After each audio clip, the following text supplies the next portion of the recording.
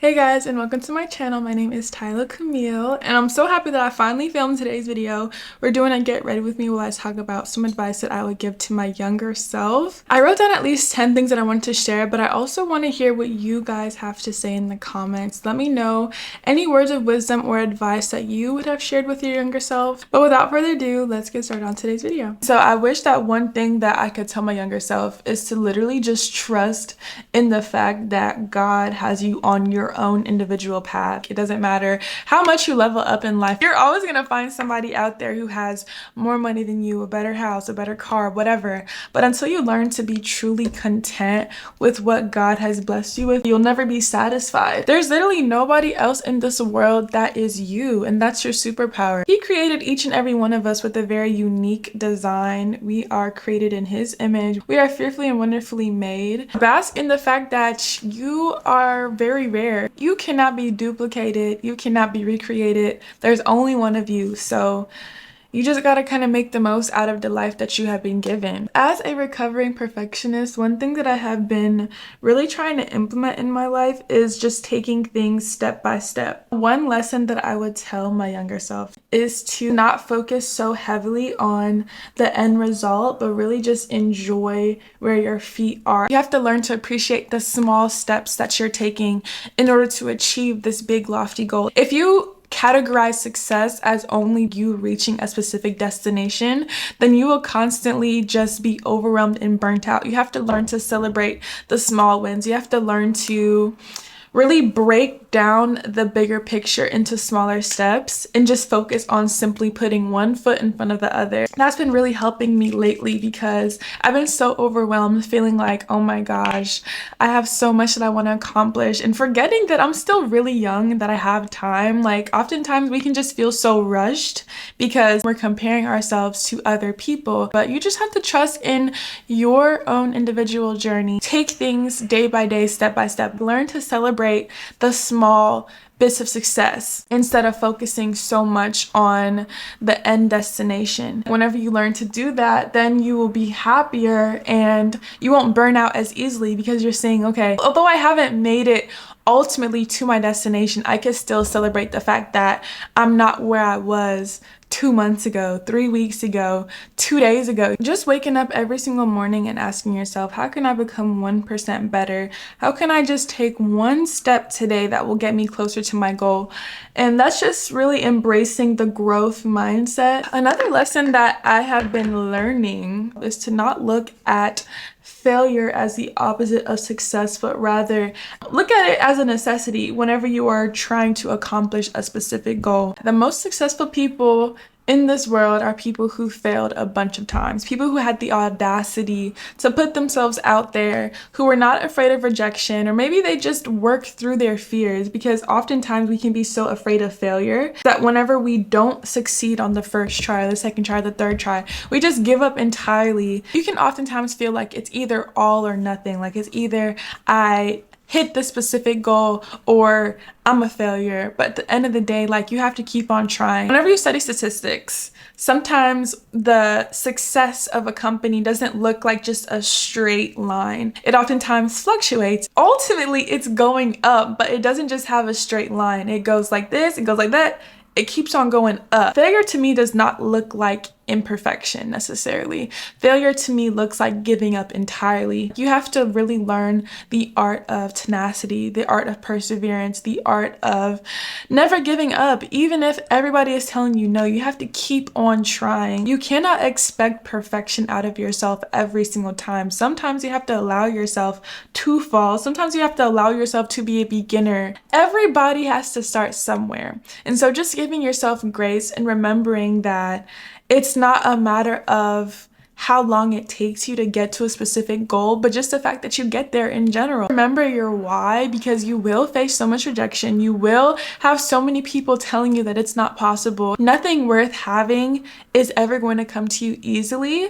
And so you're never going to be truly successful if you don't allow yourself to fail. The most courageous people in history are not those who are just like superhumans. Harriet Tubman, Martin Luther King, these important figures who we look at as super courageous and brave individuals. They are flesh and blood, just like you and me. And I am sure that they felt fear, but they chose to do it anyways because they had a vision, they had a purpose, they did it with intention. They didn't just do it willy-nilly. Like, no, they went into it with a very clear idea of what it is that they wanted out of the future, what kind of life they wanted to give their future generations. God does not just give us ambition so that we can use it for our own vain pleasure. God gives us these gifts, these tools, these talents, these dreams so that we can help His kingdom, not so that we can just help ourselves. And so it's never a good thing to operate out of a sense of self-sufficiency. God is there so that you can rely on Him to give you the power, to give you the strength, to give you the ability, the tenacity to accomplish these goals. As Christians, we all know Philippians 4:13 that says, I can do all things through Christ. But we have to really apply that instead of just having head knowledge of that verse, because it's through Christ. He says, I am the vine and you are the branches. Nobody can do anything except through me. And so really learning how to trust in God instead of trusting in my own talents. If anyone gives me a compliment on anything that I do well, then I always try to say praise God instead of just saying thank you, because the truth is that God is the one who blessed me with my abilities. God is the one who gave me these gifts, and it's not so that I could just use my gifts to just boost my own ego, but rather to help others, to inspire others, to build up God's kingdom rather than just feeling like it's all about me, me, me, me, me. Learning to trust in God is so important, and it's a lifelong journey. The truth is that it doesn't matter how much you progress in your faith, you'll never get to a point where you're perfect and you no longer need God. Every single time that you may overcome a specific goal or whatever, there will always be something to follow it. The goalpost is always going to get pushed back. You may dream your whole life of becoming a millionaire. You finally reach that goal. Now it's like, whew, now I gotta get $5 million. Whenever I first started my content creation journey, I wanted so badly to hit 10K on TikTok. And I remember the day I finally hit 10K. Then I was like, all right, now it's time to get 15K, then 20K. Like, no matter what, your goals are always going to just become loftier and loftier. And so you really just have to learn to celebrate your wins along the way, because once you accomplish something, there's always going to be another goal waiting for you. Like, you're never going to be truly satisfied. I don't think that you should even want to be truly satisfied, to be honest. I feel like we should always just strive for more until we no longer have breath in our lungs. Like, why stop? Why limit yourself? You know what I'm saying? The next lesson that I want to talk about is the power of audacity. I have been practicing this one. This is not something that I have mastered at all, but something that I've been practicing more recently. I would say within the last 2 months, I've been really intentional about being audacious, not being afraid to put myself out there. Oftentimes we can be our own biggest critic. We disqualify ourselves whenever we don't apply for certain opportunities or positions or whatever it may be, because we feel like we're not good enough. We feel like we're not capable. We feel like blah, blah, blah, blah, blah. But one thing that I've been really trying to implement, and one piece of advice that I would give to my younger self, is to definitely apply for everything, no matter if you feel like you're unqualified or not. Literally just put yourself in the position to be seen. Do not be your own biggest enemy by not applying to specific things because you feel like you're not gonna get it, you're unqualified, whatever it may be. Do it anyways, ask anyways. And you never know, like, the worst that somebody can tell you is no. But I feel like really getting out of your comfort zone and not allowing the fear of rejection to stop you can be such a powerful tool on your journey towards success. One of my friends is in their first year of law school right now, and she wasn't even about to apply for the scholarship, but God used somebody in her life to remind her about the scholarship and tell her to apply for it. But she was thinking she wasn't qualified. She was thinking she wasn't going to get it. Lo and behold, she applies for the scholarship and she hears back from them 2 or 3 weeks later and she gets it. And all because she had the audacity to just put herself in the position to be chosen. Now, the worst thing that they can do is not respond. The worst thing that they can do is say no. But what if they say yes? You just have to believe in yourself so much, but not even believe in yourself. Believe in God and remember that He is able to do exceedingly and abundantly above all that you can ask or think about. We have limits, okay? But God does not. And so really just putting yourself in the position to be chosen Putting yourself out there is so important. Just having the audacity can change your life. Oftentimes people can see in us what we cannot even see in ourselves, and God sees in us what we cannot even sometimes see in ourselves. And so just put yourself out there and don't be afraid of rejection. Don't be afraid of other people telling you no. You can just pray for a new job, but you are not putting yourself out there. You're not networking. You're not applying to these positions. Sometimes you just have to literally put your feet in position and God will take care of the rest. But the important part is acting in faith. One thing that I've really learned, and that has really changed my life, honestly, is learning how to include God in every area of my life and decompartmentalizing Him. Decompartmentalizing my faith in general. Think of it this way. You're inviting a guest over into your home. You're only going to allow them really into your living room, the area that you can keep as pretty and polished as possible. You're not going to invite them to your bedroom. Maybe not, right? Your bedroom might be cool. You're definitely not going to allow them into your closet because your closet is super messy, got stuff all over the place, and you're most definitely not going to allow them into your basement because your basement just has a bunch of junk. It's storing a bunch of items that you no longer need. You're picking and choosing what parts of your house your guests can come into.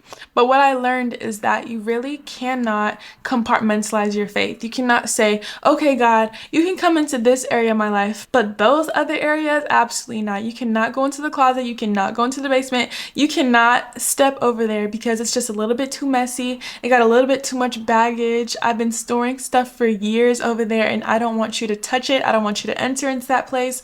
No, just stay into the pretty and polished parts of my life. So one thing that I have learned is to allow God access to every area of my life instead of feeling like I have to hide certain aspects of my life from God, inviting Him into them anyways. And He's a God who, instead of looking at all of your baggage, is going to judge you for it. He's a God who will help you sort through your baggage and help you discern, okay, what needs to stay, what needs to go, what needs to be thrown out, what needs to be donated to the next person, He's going to help you to sort through your stuff. You don't have to be afraid of allowing God into your life. It may not be in an instant, it may not happen overnight, but God is not afraid to get His hands dirty to help you. It doesn't matter where you are in your life. Nothing could ever separate you from the love of God.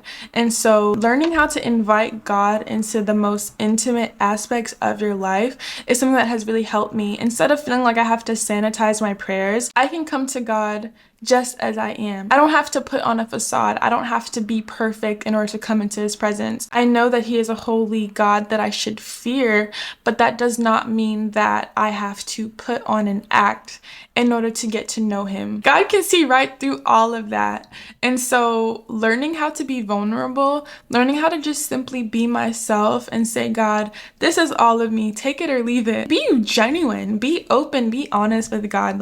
He's not going to be mad at you because you feel some type of way. God's love for us is unconditional. It's not based off of if we've been perfect or if we have been behaving well or not. I've learned that even whenever I do make mistakes, I don't have to be afraid to enter into God's presence. My relationship with God has built up over time where I don't feel like whenever I mess up and do something wrong, I have to hide from Him. I'd rather run to Him and I say, God, I messed up. I did something that was really, really bad and I don't feel good about it. Can you help me with this? I used to feel like if I showed God the bad parts of myself, then He would hate me and judge me and be strict and just send me straight to hell. The love of God is just so precious and wholesome, and He's full of grace, full of mercy. And so instead of feeling like whenever I make mistakes, I have to run away from Him and hide from Him, I know that I can instead approach Him in confidence and not be afraid of expressing my true, deepest emotions. God's grace is sufficient to cover all of our weaknesses.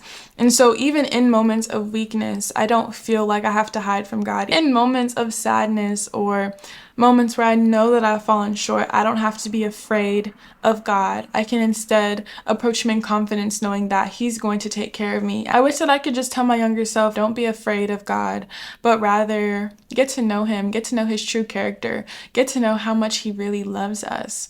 And instead of feeling feeling like he is just a strict dictator who wants to send you straight to hell. Look at him more as a loving and amazing father who wants to protect his children. I've learned to appreciate the fact that he has laid out specific guidelines as to how I should live my life. Even in the times where I don't understand why God says that we should and should not do certain things, I've just learned to trust in his character. I've learned to trust in his divine wisdom. Jeremiah 29:11 says that he has plans to prosper us, not to harm us, but to give us hope in a future.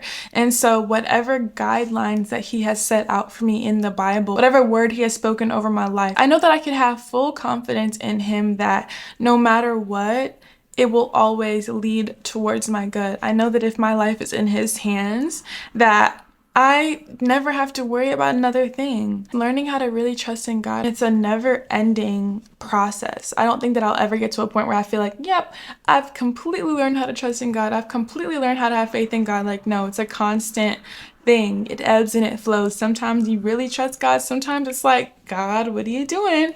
But just in the midst of that, trusting that he's got you. So now for my favorite part, we're gonna go in with some blush by Patrick Ta, and this is in the shade She's Wanted. I love blush. It's literally one of my favorite makeup products. Another lesson that I would tell my younger self is to watch your mouth. Like, seriously. I read this book called The Four Agreements, and one of them says to be very impeccable about your words.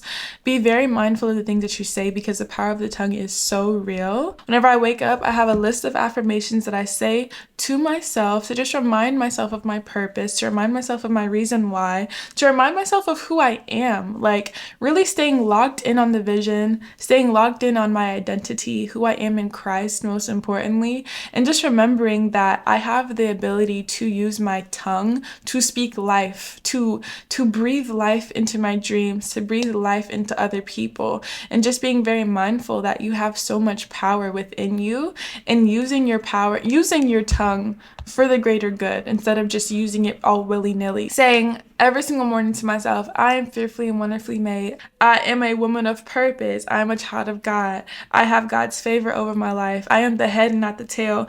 I am deeply loved. I am set apart. I excel in everything I do in partnership with God. I am created in God's image. I am his masterpiece. I am an overcomer. I am resilient. I am powerful. Look, okay, I be going in. I be speaking things over my life. And any single time I see that I say something that may be contrary to what I know about myself to be true, I'd be like, the devil's a lie. Like, no, because you're not about to speak stuff over my life, because I know who I am. I know who God has called me to be. And so just reminding myself of these things and not being afraid to really step in the fullness of my authority, the fullness of my power, the fullness of my anointing, the fullness of my purpose, all of the things. This world will constantly try to tell you who you are, but you better know who you are for yourself. You better remind yourself every single day who you are and who God has called you to be. I just want to make sure that I am not defining myself based off of other people's definition of who I am, but based off of who God says that I am. All right, y'all, I have one last point to make, and that is to decenter men from your life. This is probably one of the most important lessons that I had to learn. Do not feel like you are less than because you are single, or do not feel like you have to have a man in order to be worthy. You have to have a man in order to do certain things. Like, please, there's so much more to life, okay? And there's nothing wrong with desiring a relationship. Decentering men does not necessarily mean that you do not want a man in your life. It just means that you are not making him the very center of your existence. You are not making him the number one priority. You're not ducking plans with your girls because you have a man now. Like, no. Decentering men looks like him being a piece of the pie instead of the entire pie, or feeling like, okay, because you don't have a man, that means you don't have a life, that means you're not valuable, that means, like, no, okay? You have to know your worth and understand that being single is not a disease. Being single is something that is necessary. It's a time where you can fully devote your time to learning more about God, learning more about yourself, being of more service to people in your community, developing really strong and intentional relationships with your friends and your family. Don't look at singleness as a curse. Look at it as a season and a blessing. And do not make men the entirety of your existence, because there's more to life. There are so many hobbies out there to explore. There is so much love to be cultivated out of the relationships that you have with your friends and your family and nature and God and like just so many things. There's just so much more to life than a relationship. I am not anti-men at all. Love male energy. Will never say, oh, don't get a man or whatever. Love it, down. But I'm just saying, like, just don't make it your entire personality. Don't make that your entire way of being. That's all. But yeah, this is the end of today's video. Let me know if you guys want a part 2, but I have to go. I have a meeting in like 3 minutes, so I gotta skedaddle. But thank you guys so much for joining me, and I'm looking forward to the next video. Tomorrow I'm going on my first official solo trip to New York, so I'll be vlogging that for you guys, of course. But thank you all so much for joining me, and I cannot wait to see you in the next video. Love you so much.